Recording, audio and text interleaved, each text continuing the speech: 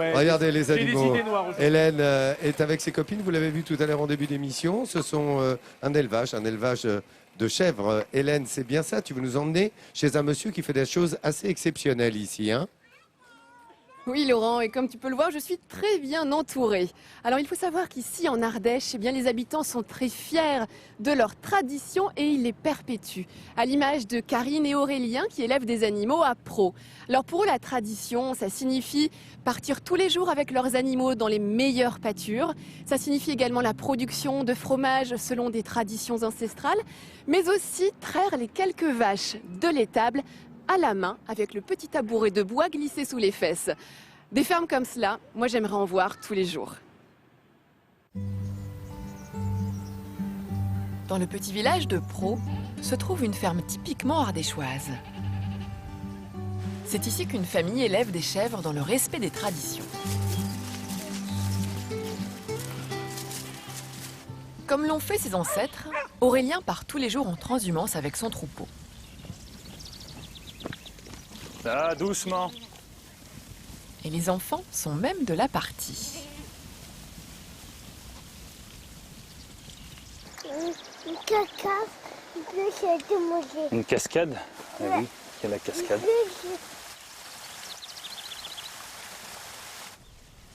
Cet éleveur voue une passion dévorante pour son cheptel.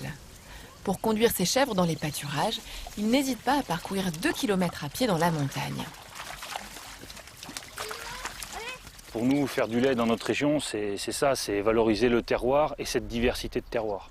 Si on veut retrouver le goût des fromages que moi j'ai connus par exemple quand j'étais enfant, eh ben c'est en continuant de faire pâturer nos chèvres sur ces parcelles pour avoir vraiment une diversité des saveurs de l'alimentation des chèvres qui va se retrouver dans le fromage.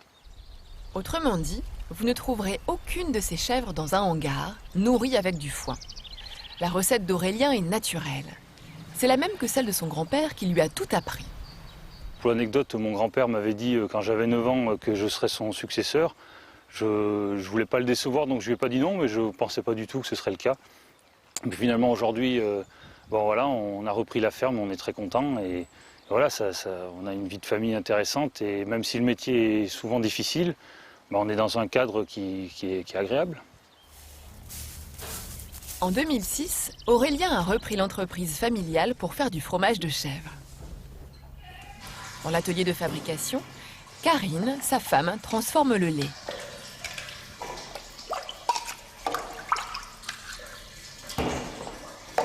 Sa spécialité, c'est le picodon. Pour réaliser ce fromage de chèvre ardéchois, les techniques sont les mêmes qu'autrefois. Karine est la gardienne d'un savoir-faire qui existe à la ferme depuis 3 générations.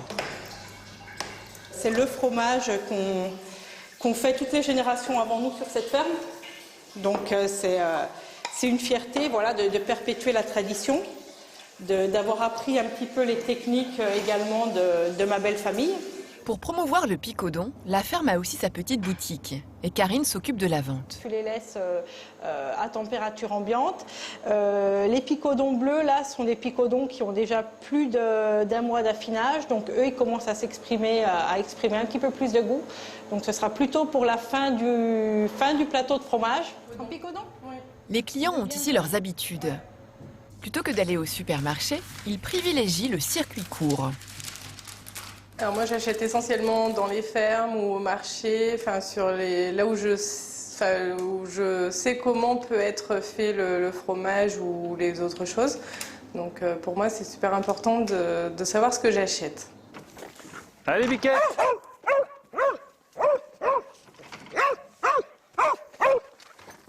Allez, Bic! À côté des 80 chèvres, l'exploitation possède aussi une vingtaine de vaches laitières. Ah, doucement. Le lait de vache sert à fabriquer quelques fromages. Pour la traite, il n'y a pas de machine. Aurélien veut conserver les gestes du passé. Pour moi, c'est quelque chose de presque patrimonial. En fait, voilà, ça fait 10 000 ans qu'on traite des vaches. Des générations d'éleveurs et de vaches ont évolué ensemble. Et Il y a des populations entières qui ont dépendu de ce geste, donc je trouve ça dommage qu'ils disparaissent en quelques décennies, quoi. Voilà, c'est fini.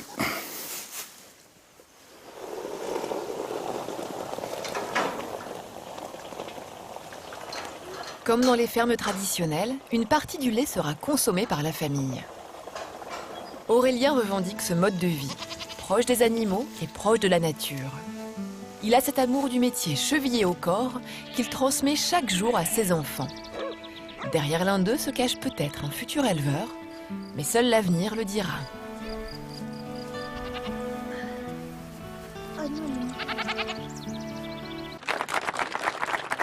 Alors vous reconnaissez Aurélien, mais je tenais à vous présenter nos deux invités du jour également. Alors celle-ci c'est Fanzine et puis Fermière, qui représentent en fait les deux races avec lesquelles Aurélien travaille. Alors Fermière, vous voyez, c'est une vache, bien sûr, une chèvre de race alpine avec sa robe que l'on dit chamoisée. Vous voyez avec la raie ici plus noire sur le dessus, c'est un petit peu la robe des chamois, hein. C'est pour ça que l'on donne ce nom à cette robe typique de cette race. Et puis ici, c'est une chèvre de race Saanen. C'est une race suisse, mais que l'on retrouve aussi énormément en France, mais également à l'étranger, car toutes deux sont d'excellentes productrices de lait. On estime à peu près à l'année, elles produisent environ 1000 litres de lait, donc c'est énorme. Cependant, pourquoi Aurélien avez-vous fait le choix de travailler avec ces deux races de chèvres? Est-ce que la qualité du lait est différente, par exemple? Il y a peu d'écart. Après, on avait une sensibilité particulière pour l'alpine chamoisée.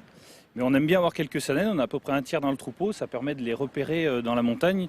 Leur robe plus claire, voilà, au milieu des arbres et des sous-bois, l'alpine chamoisée est plus discrète, a une tenue plus de camouflage. La Donc Saanen, c'est une petite astuce en fait d'un éleveur pour repérer ses animaux. Alors vous, c'est vraiment un choix hein, d'élever vos bêtes dans la tradition pastorale. Ça vous vient d'où finalement? C'est quelque chose que vous souhaitiez faire perdurer? C'est naturel. Enfin, j'ai mes parents, arrière-grands-parents, arrière-arrière-grands-parents ont toujours été éleveurs, donc c'est vrai que c'était pour moi assez évident. Oui. En tout cas, c'était un beau choix, je trouve, d'élevage des animaux. En plus, vous voyez, hein, les chèvres, elles sont amenées ici dans la ville, elles se comportent extrêmement bien, elles sont très dociles, caractéristique aussi de cette race. Et puis là, vous pouvez le voir aussi, on est en plein pic de lactation. Elles ont la mamelle qui est bien gonflée, bien pleine de lait. Même si elles ont été traites ce matin et qu'elles seront traites ce soir, vous voyez, eh bien le pis est déjà encore en pleine activité. C'est l'occasion ensuite à Karine, votre femme, d'aller préparer tout le bon fromage, le picodon. Ces deux races rentrent dans l'AOC du picodon.